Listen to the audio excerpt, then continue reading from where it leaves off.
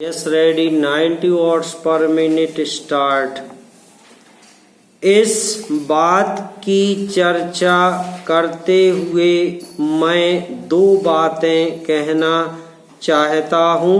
मैंने स्वयं देखा है, अभी अगस्त महीने में रेलवे कर्मचारी यूनियन की बैठक थी। उसकी रैली में बहुत बड़ी संख्या में चाय बागानों के श्रमिक भी आए थे। वे झंडे लेकर आए थे, उसमें औरतें थीं, पुरुष थे और बच्चे भी थे। उन्होंने शिकायत की हम लोगों में से बहुत से लोग हिंदी भाषी क्षेत्रों के हैं, लेकिन स्कूलों में हिंदी पढ़ने की व्यवस्था नहीं है। बागानों के मालिकों ने इसकी व्यवस्था नहीं की है, जिसके कारण बहुत कठिनाई होती है। सरकार का नियम है कि यदि काफी संख्या में इस तरह के लोग हैं तो जिस भाषा को भी वे जानते बोलते हैं, उसी भाषा में शिक्षा देने की व्यवस्था होनी चाहिए। मैं मंत्री जी से कहना चाहता हूँ कि क्या यह बात सही है, इसका पता लगाएं। यदि यह बात सही है तो उन बच्चों को अनपढ़ रखने से क्या लाभ होगा जो भाषा वे नहीं जानते, उसमें पढ़ना उसके लिए संभव नहीं होगा। इसलिए आप देखें कि इस तरह काम करने वाले मजदूरों के बच्चों की शिक्षा उनकी भाषा में होनी चाहिए, चाहे वह हिंदी हो, बांग्ला हो या कोई और भाषा हो। मजदूरों के कल्याण से इस बिल का संबंध है और यदि मजदूर शिक्षित नहीं होगा तो कल्याण की बात भी नहीं समझेगा।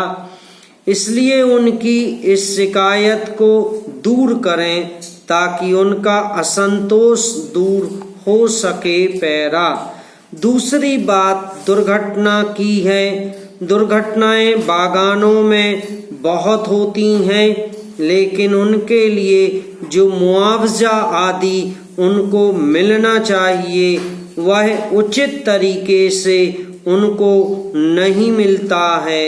मैं निवेदन करना चाहता हूँ कि आप देखें कि जहाँ इस तरह की बात है, जहाँ आपका कानून तोड़ा जाता है, वहाँ इस पर रोक लगाएं। आप यह नहीं कह सकते कि निजी मालिक कानून नहीं तोड़ते, जब सरकार स्वयं अपने कानूनों को तोड़ती है तो निजी मालिकों के बारे में कहना तो कठिन है। आप जो कानून बना रहे हैं उनका पालन हो, इस बात को देखना सरकार का काम है। तभी सही तरीके से आप श्रमिकों की सहायता कर सकेंगे और उनको कुछ सुविधाएं मिल सकेंगी।